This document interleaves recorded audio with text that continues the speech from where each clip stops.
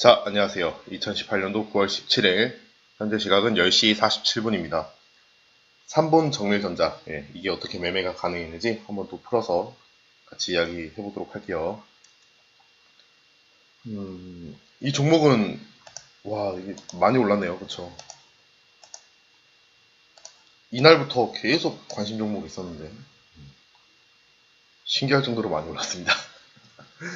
그렇다고, 이때 사서 지금까지 들고 있었다. 뭐 이런 얘기는 절대 아니고요.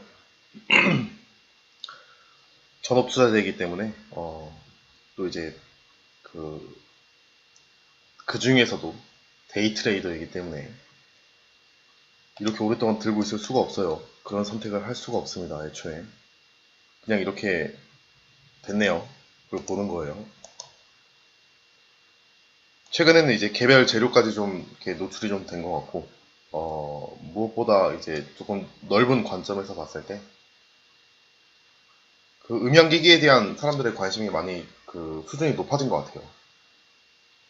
이전에 그 게임 관련돼서도 말씀을 드렸는데 거기에 이제 또 보탬을 해서 하나 더 말씀을 드리자면, 제가 아는 분이 컴퓨터를 이제 완성품을 이제 조립을 하는 거죠. 결국에 그 조립 PC를 유통하시면서 PC방 사업도 하고 계신 분이 있는데, 이제 요즘에는 사람들이 특히 이제 젊은 친구들 그리고 또 대학생들 어, 게임을 즐겨하는 그 층에서 헤드폰에 대한 품질을 많이 따진다고 해요. 같은 PC방이면은 헤드폰이 더 좋은 곳을 찾는다고 합니다. 그게 게임할 때 여러모로 환경이 다르다라고 해요. 현실감, 뭐 이런 것들. 그래서 그 헤드폰이 뭐 하나에, 그 각 자리 하나마다 이제 헤드폰이 비치되어 있는데, 헤드폰이 하나에 뭐 20만 원대를 넘어가는 그런 고급 헤드폰을 가져다 놓는다고 합니다. 그게 또 다른 PC방과의 어떤 경쟁하는 부분이기도 하고요. 여하튼 이제 음향기기에 대한 관심이 높아진 것만큼은 사실인 것 같아요. 음, 또 이어폰도 상당히 아무거나 쓰질 않죠. 아무거나 쓰진 않습니다. 요즘에 이제 그 휴대폰을 사게 되면 주는 이어폰이 옛날과는 또 크게 다르다라고 얘기를 하고 있어요. 그런 부분도 없지 않아 꼽을 수 있을 것 같아요. 결국에는 이제 사람들의 관심이 있어야 이런 종목들도 움직일 어떤 구실이 마련이 되는 거니까 그런 측면도 저희가 볼 필요는 있습니다. 5월달에 한번 좀 이렇게 파동을 만들어 주더니 쉬었다가 저는 이제 사실 이때부터 관심 종목이 계속 있었어요. 계속 있었고 신호가 나올 때마다 이제 매매를 했는데 오늘이 세 번째 매매인 것 같아요. 이 친구는 이러한 저점이 있었습니다. 이러한 저점을 깨고 이제 빠질 거라고 생각을 했었는데 버티고 점상한가를 만들어 버렸어요. 엄청나죠. 그 이거를 이겨낸다는 거는 대단한 겁니다. 이걸 점상한가를 이겨낸다는 것은. 그리고 거래량이 앞선 거래량보다 더 터지지 않고 올랐다는 것은 이거를 쥐고 있는 사람들이 많다는 거예요. 음, 팔겠다 마음 먹은 사람들의 것을 모두 사주면서 올라갔을 거라면, 거기에 이제 신뢰도를 더하려면 거래량이 이거보다 더 터져야 됩니다. 근데 이 어떤 횡보 기간에 최대 거래량을 뛰어넘지 못한 상태에서 점상한가로 올랐다. 그 말은 즉슨 쥐고 있는 사람이 많다는 거죠. 쥐고 있는 사람들이. 어, 그리고 빠질 때도 거래량이 그렇게 확 빠지질 않았어요. 그렇다고 막 지금 사서 들어가야 된다 뭐 이런 건 아닙니다. 그거는 어떻게 될지 모르는 부분이기 때문에. 어쨌든 쥐고 있는 물량이 많다. 그것만으로 이제 어떤 매수의 근거가 되지는 못하죠. 자, 어, 어쨌든 이제 이 점 상한가가 들어간 날 이제 조금 더 어, 빠른 관점에서의 관심 종목으로 이동을 합니다. 하고 이제 지켜보게 되는데, 일단 추세 매매를 하기에는 점상한가이기도 하고, 그리고 이제 11선과 어떤 5일선의 이격도가 많이 벌어졌어요. 그러면은 조금 위험합니다. 이 격도가 벌어지면 벌어질수록 이제 파동의 크기가 출렁출렁 되면서 이제 커져요. 그러면 대응하기가 어려울 수도 있습니다. 자, 어쨌든 그래서 추세 매매는 좀 아닌 것 같고, 역시나 이거는 돌파로 짧게 보는 게 맞겠다. 그래서 이제 짧게 보고 있던 찰나에 오늘 신호가 괜찮았어요. 일단은 갭을 띄웠죠. 갭을 띄웠다라는 사실 자체가 조금은 오늘은 다른 이야기를 해줄 수도 있다. 그런 측면이 보인다라는 겁니다. 그리고 분차트를 봤을 때 전일 대비 누적 거래량 그래프가 상당히 가파르게 움직이고 있어요. 가파르게. 그러니까 장 시작하고 나서 9시 6분, 6분 7분쯤 됐을 때 이미 절반을 채웠습니다. 그러면은 그 뒤는 채워가는 속도에 따라 다르겠지만 웬만하면은 전일비 거래량을 뛰어넘을 수 있겠다. 이게 이제 판가름이 서는 거죠. 그리고 이제 이것만 가지고 판단을 할 수도 있겠지만 호가창을 볼 수도 있는 겁니다. 여기서 조금만 더 터져주면, 더 터져주면은 좀 그 전일비 거래량을 확실히 뛰어넘어줄 수 있겠다. 그걸 이제 판단을 할 때 그만한 물량이 호가창에 차 있어야 되겠죠. 그래야 가능한 겁니다. 그렇지 않고서는 불가능해요. 거래량 없이 뛰어버리게 되면 의미가 없거든요. 자, 밑에서 위로 돌파를 할 때 거래량이 분명히 있어야 됩니다. 여러 가지 정황을 고려해 봤을 때 이미 돌파한 상태에서 산 건 아니지만 아마 6,300 얼마였는데 6,325원인가 그랬던 것 같아요. 이걸 돌파를 하고 눌릴 때 이제 매수를 하게 되는 건데 이 돌파의 의미를 가지려면은 비록 이제 전일비 거래량을 돌파시킨 건 아니지만 정황을 포착을 해야 되는 겁니다.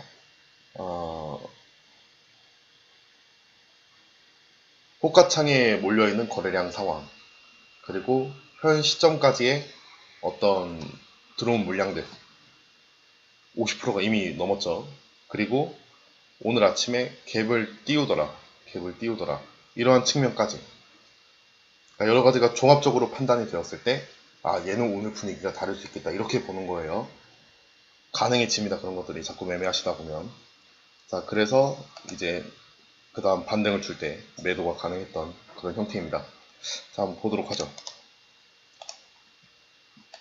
상승을 하면서 맨날 같은 얘기입니다. 상승을 하면서 이평선을 들어 올리기 시작을 해요. 들어 올리면 발생되는 현상이 있죠. 자, 그거를 반하는 행동을 합니다. 아래로 내리 꽂았어요. 자, 그럼 이때 5일선을 기준으로 한 매매자들 입장에서는 상당히 큰 공포심이 날 거예요. 높기도 하고요. 그렇죠. 높기도 하기 때문에 그 신규 매매자들을 끌고 오기가 상당히 또 힘들 수도 있습니다. 되게 세력들 입장에서 상당히 유리한 위치가 되는 거죠. 이날 빠졌으니까, 이날 빠진 날이니까 이날이 기준 날짜가 되겠네요. 자, 그래서 이날 기준으로 보고 한번 계산을 해볼게요. 계산 방법은 이제 다 익숙하시죠.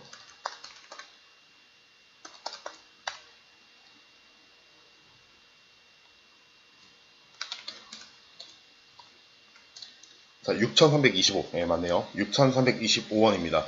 6,325원 다음날 빠지게 되면은 5일선 밑으로 빠지는 거예요. 6325. 저희는 전날 이것들을 이제 구할 수 있는 거죠. 뭐 물론 빠지고 난 다음부터 이제 보셔도 상관없습니다. 근데 그러려면 앞에 이제 어떤 의미 있는 상승을 만들어 줄 때 이미 관심 종목이 있어야겠죠. 자, 이렇게 빠진 날, 이날 5일선을 이탈하는 날이란 말이에요. 이탈하는 날이라는 겁니다. 졸릴 때가 다가오니까 서서히 힘들어집니다. 자, 이날 이제 5일선을 이탈하는 거예요. 위에 꼬리도 달렸네요. 5일선 저항을 받았다는 뜻이죠. 이걸 이제 분차트에서 보도록 하겠습니다. 6325 11일날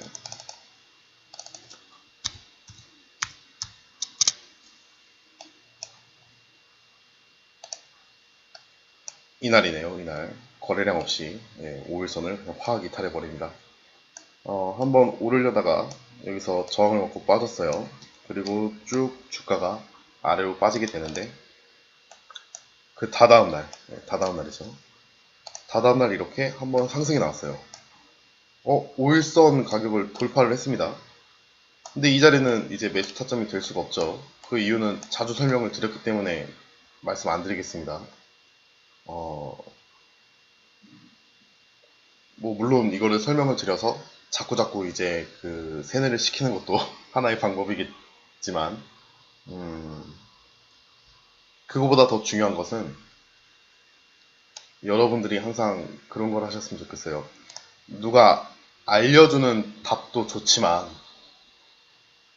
자기 스스로 질문을 세우고 자기 스스로 어떤 답변을 해나갈 때, 그게 맞고 틀리고를 떠나서 자기 스스로 답변을 해나갈 때, 그때 정말 좀 좋은 경험치를 쌓아가는 것 같아요. 그때 주식 실력이 많이 늘기도 하고요. 그러니까 한번 고민해 보세요. 아니면 이전 영상들을 좀 찾아보시면 좋겠습니다. 자, 그리고 나서 다시 빠져주고 오늘 갭을 띄우면서, 오늘은 확실하죠. 차트가 다 확실합니다. 갭을 띄워줍니다. 그것만으로도 이미 좀 다른 거예요. 그리고 거래량까지 이 시점인데 거래량까지 이미 돌파하는 순간에 절반 정도를 채워버렸어요. 그러면은 갭도 띄웠고 거래량도 벌써 절반을 채웠다. 이때가 9시 6분이네요. 6분. 6분 만에 거래량 절반을 채웠다. 기울기가 남다르죠. 전일 거래량 대비해서 기울기가 남다릅니다. 오늘은 어제와 다른 이야기를 할 수 있겠다. 이게 확실해지는 거죠. 거의 그 정황을 포착하는 게 중요한 겁니다. 이때 이미 전일비 거래량을 뛰어넘었다 하더라도 그렇게 이제 볼 수도 있죠. 전일비 거래량을 뛰어넘은 모습을 기대할 수도 있어요. 근데 그게 아니다 하더라도 매매할 수 있는 이유는 정황이 그렇다라는 거예요. 정황이. 확실하게 전일비 거래량을 뛰어넘은 상태는 아니지만 기울기 측면, 그리고 갭을 띄웠다라는 측면, 그리고 이제 차트상에 신호가 있죠. 보신 분들은 이제 아실 거예요. 그런 것들을 이제 본다면 오늘은 이야기가 다르다라는 게 거의 확실시 되는 거죠. 그러면 한번 베팅을 해볼 수도 있는 거예요. 자, 그런 차원에서 다음 눌림 때 이제 매수가 가능했고, 이러한 반등 수익이 가능했다. 거기까지 보시면 되겠습니다. 자, 어려운 패턴은 전혀 아니었어요. 물론 이제 저희가 일반적으로 볼 수 있는 커다란 장대 양봉이 아니었다라는 거 빼고는, 그거 말고는, 근데 장대 양봉이든 뭐 이 점상한가 이제 두 방이든 뭐 의미는 차이가 없습니다. 의미는 차이가 없어요. 그러니까 저희가 매매하는 관점에서의 의미는 전혀 차이가 없는 거예요.